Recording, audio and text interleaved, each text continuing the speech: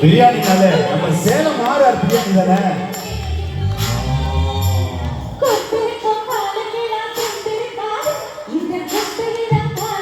அதுவும் அந்த mutton piece, chicken piece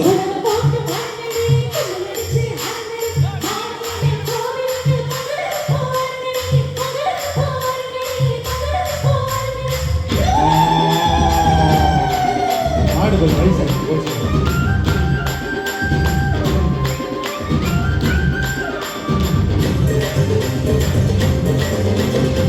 பிறந்த ஊருக்கு புகழ சேரு, வளர்ந்து நாட்டுக்கு பெருமதேடு. பிறந்த ஊருக்கு புகழ சேரு, வளர்ந்து நாட்டுக்கு பெருமதேடு. 4 பேருக்கு நன்மை செய்தார் கொண்டாடுவார் பண்பாடுவார். என்னாலும் உழைச்சதற்கு பொண்ணா நம்ம தொழிலாகும் பாடலாம் பாடலாம் கொண்டாடலாம். ஆனந்த காட்டுவோம் என்னாலுமே தமிழ் செல்ல அந்த மனசு தங்கம். ஒரு போட்டியில் வந்துவிட்ட சிங்கம் சேலம் ஆறாறு பிரியாணி சிங்கம். ஒரு போட்டியில் வந்துவிட்டா பேச சும்மா உண்மையே சொல்ல நன்மையே செய்வ. வெற்றி மேல் வெற்றி வரும். ஆடுவோம் பாடுவோம் கொண்டாடுவோம். ஆனந்த பாடுவோம் என்னாலுமே ஆடுவோம் பாடுவோம் கொண்டாடுவோம்.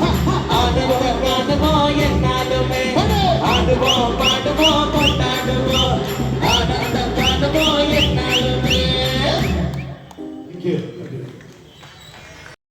என்னை செலுத்திக்கிட்டு 9 வயசு ஒரு டீச்சர் இன்னைக்கு சிங்கப்பூர், அமெரிக்கா, நமது போட்டுறது யாழ்ப்பாணம் எல்லாம் நூற்றுக்கணக்கான 5000க்கும் மேற்பட்ட தொழிலாளியை உருவாக்கியவனா இந்த ஏழை சிறுவன், ஒருவர் சாப்பாட்டுக்கு வழி இல்லாதவன், ஒரு அனாதை.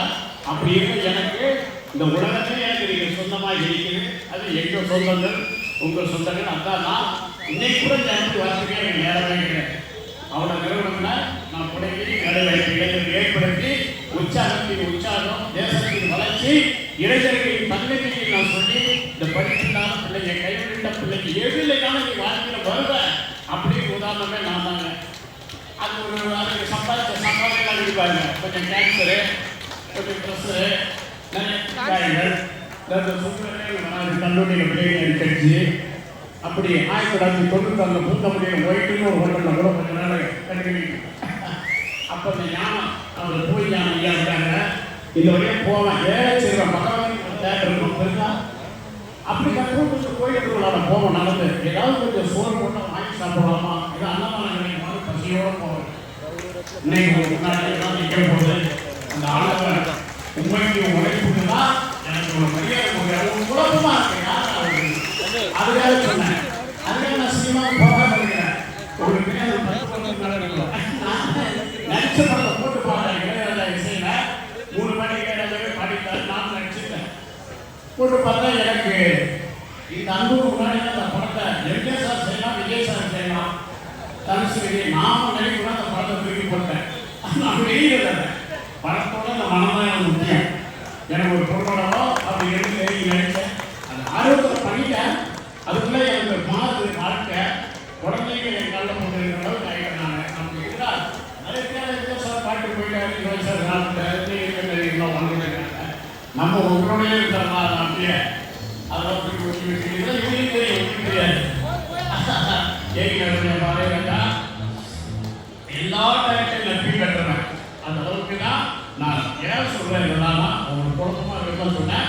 அதுக்கப்புறம் ஒரு காலேஜ் போறீங்க, அது ஒரு சர்டிஃபிகேட் எனக்கு பிடிக்காம விட்டு போயிட்டாங்க. நடத்தலாம் கட் பண்ணி காலேஜ் தொடங்கினேன். பள்ளிக்கூடம் சைவப்படுறது இந்த ஆராய்ச்சியை தாண்டி திரைப்படம் நீங்கள் யூடியூப் ஆராய்ச்சி நடந்துக்கிறீங்க. உங்கள் பிள்ளைகளுக்குலாம் அந்த வீடியோ போட்டு காட்டுங்க. எல்லாத்துலேயும் வீடியோ இருக்கும். போய் தமிழ் சேனலும் தட்டுங்க. சேனல் பிரியாணின்னு வருமாங்க வீடியோ. அதுக்கப்புறம் உங்கள் வாழ்க்கையில் கரைபுரண்டு போடும். எந்த சோகமும் நடக்காதுன்னு வராதிங்க.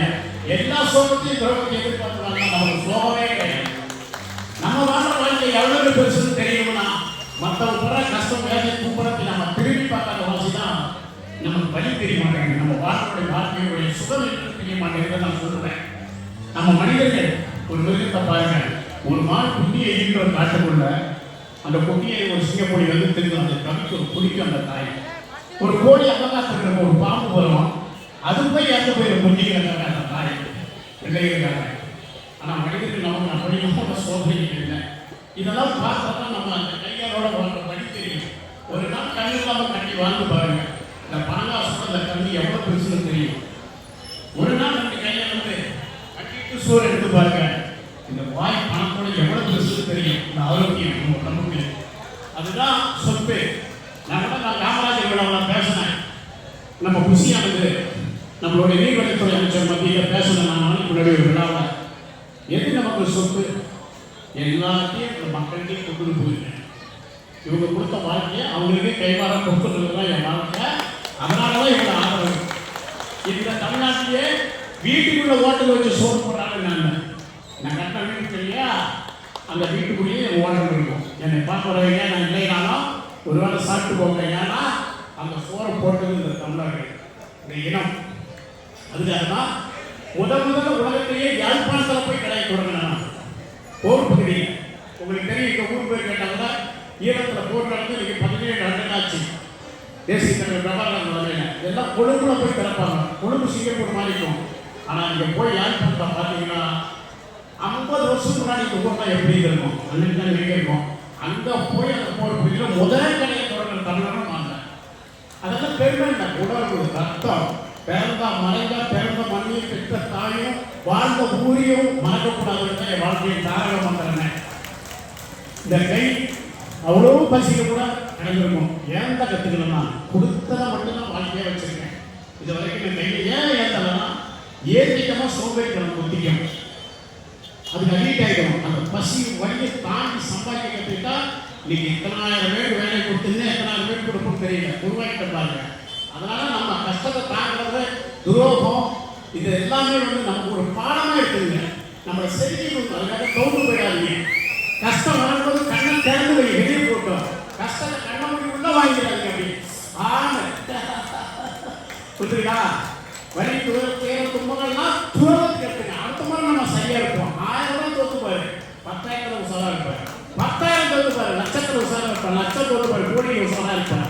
நான் ஏமாதான் இருக்கலாம், அப்படியே செஞ்சு போயிட்டே இருப்பேன். அனுபவத்தில் எடுத்துக்குவேன். அது கூட போராட மாட்டேன். துரோகத்தோட போராடக்கூடாது, அது துரோகம். நம்ம நம்மளாவே இருக்கணும். எத்தனை மச்சம் நடந்தாலும் அதை படிக்கட்டாக்கி சாதன சோதனைலாம் ஆக்கி போயிட்டே இருக்கணும் வாழ்க்கையில. இன்னைக்கு என் வாழ்க்கை விமானத்தில் இருக்குது. நேற்று கூட இந்த இடத்துக்கு வரதுக்கு கல்வராய மலையில் மேற்பட்ட ஆடுறேன். கோடைக்காலம் நடக்குது. நான்